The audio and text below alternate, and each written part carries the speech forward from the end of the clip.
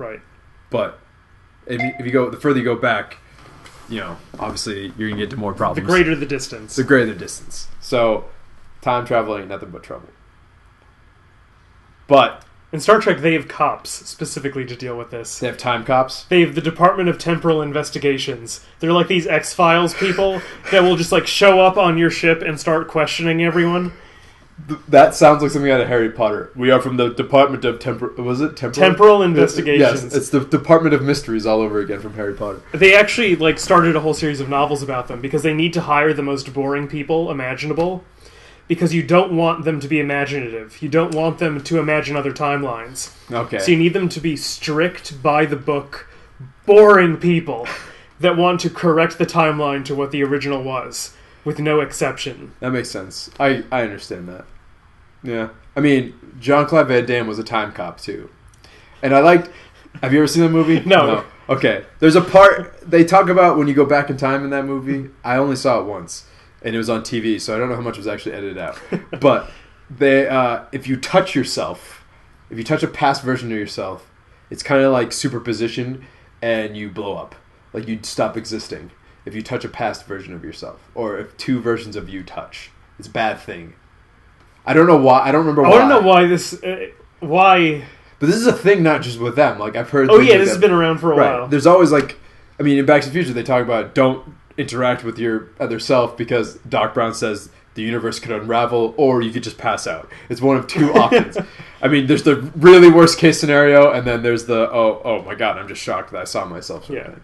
And then there's Time Cop where you could be, your timeline is erased from existence, which seems weird. Oddly specific. It's matter just touching matter, so it shouldn't matter. But it happened in Doctor Who, too, in the episode Father's Day, when Rose...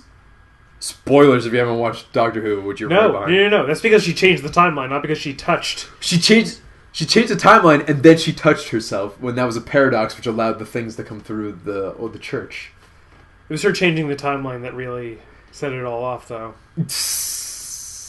Yeah, but that's still another problem. Because the doctor says don't do it because they can't handle another paradox right now.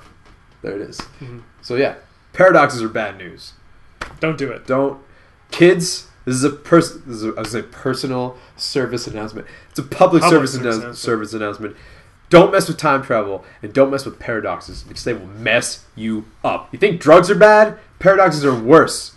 I read a whole story once about a guy who was every person in the whole universe. He was every person in the whole universe. It was very weird. It was a story. I can't remember what the name of the story was. It's something about Who Are All You Zombies or something is the name of the story. It's a short story about a guy who walks into a bar and he's talking to the bartender about how his life has been so messed up. Mm-hmm. And he was born a girl. He's born with both sets of genitalia. The doctor chose for him to be born to go as a girl. He goes as a girl. His parents are dead. So he goes to an orphanage or something. And then somewhere along the line, he gets raped. Well, she gets raped. And then she has a kid. And that kid is born. But when she's giving birth, the doctor notices that she has both sets of genitalia and decides to switch back to a dude. That makes no sense. And then and then the child is taken away from him. Where's the time travel in this? Wait for it. And then I don't know, somewhere, and then this guy ends up at the bar or whatever. So then the bartender says, "Oh yeah, I know that same story." He's telling him all the specific deals. Like, how do you know? He's like, "Oh, come with me." And he goes and shows him there's a time machine in the back room, and how the bartender, had to send himself back in time to become the father of the child, and the baby that the girl guy had, was actually himself. So he had to send the baby back in time to the orphanage. It's very complicated, but the point is that he's the only person in the story. There's only one person in the story. But it's... So his older self. Yeah. Okay. But it's just very weird when you read it. It's unraveling. Huh. And there's also it's kind of the thing about how they're like time loop objects that never existed to begin with. They only exist because your future self comes back in time and gives it to you. Right. And then you have it so that you can give it to your past self. But where did the object come from in the beginning? I like that name, a time loop object. Yeah. It's a TLO. I'm gonna patent that. TLOs. People love TLOs. But I mean, time travel is awesome. Don't do it. Just don't do it. But Kevin, I have to ask you. Yes. There's two questions that always come up with time travel. One, if it worked, if it was possible, would you use it? No, I'm not asking you where or when you would go yet. Just asking you, would you use it? You would use it. My curiosity would just right. That's be the same. too much. Same with me. And my curiosity is mostly like, does it make a parallel timeline? Can I not change things? Is it object permanent sort of thing where like things are fixed? Time you can't fix it. You can't change anything. That's what I would want to know. Are things predetermined? That would be the ultimate reason why I would want to use time travel. Now, because we have this time travel, we're saying we have time travel now. Yes. Where you would go? Where would you go? Like 200 years in the future. You want to go in the future. I want to see like where things are going. Okay, that's fair. I like the future is always a cool place to go. You can't really mess up anything from your perspective. Well, you can't mess up the future by going to the future. Right. But you can mess up the past by coming back from the future because then you have this and that foreknowledge. Potentially, it's possible. Potentially. Now I have two answers. One is fake answer, and then one is a real answer. Fake answer first. A fake answer first? Okay. So I would want to go back in time. Maybe not back in time. I want to go to a point in time where one of my friends was sitting on a toilet and reading a newspaper and just pop into existence right there. Be like, gotcha! And then he'd be like, oh! Good thing he's on a toilet because... That's the point. That's the nice point. I was being friendly and got him on the toilet, and then I would just disappear. Really... You could just use teleportation for this, but the time travel makes it nice because then you could just choose any point in time. So I could do it before I even met him. Wouldn't that freak you out if you met me like 10 years later and you're like, but you were the guy who scared me while I was on the toilet.